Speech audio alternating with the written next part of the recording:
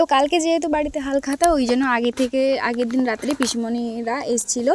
তো ভাই বোন আমরা সবাই খেতে বসছিলাম, খাওয়া দাওয়া হয়ে গেছে। এখানটায় দিদা কিছু কিছু জিনিস কেটে বেছে রাখছে, আর মা এখানটায় বাসনপত্রগুলো ধুচ্ছে, আমি একটু হাতে হাতে করে দিচ্ছিলাম। তো ঘুমাতে অনেকটা রাত হয়ে গেছিলো, তাই সকালে উঠে একদমই ঘুম ভাঙছে না। 5টা থেকে ডেকে দিয়েছে, এত সকাল সকাল চোখই খুলছে না।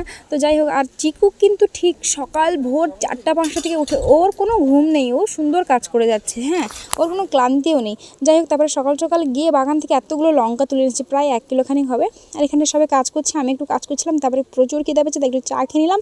তারপর আবার কাজবাজ করছিলাম, সবাই করছিল। তো কাজবাজ করতে করতে আবার একটু খিদা পেয়ে গেল, বেলা হয়ে গেছে। হ্যাঁ, তারপর এই ধোয়াধুয়ি করে সবাই গেলাম খেতে।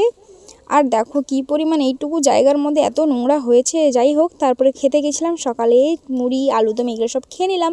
তো নেক্সট পার্টে বাকিটা শেয়ার করছি। আজকের মতো টাটা।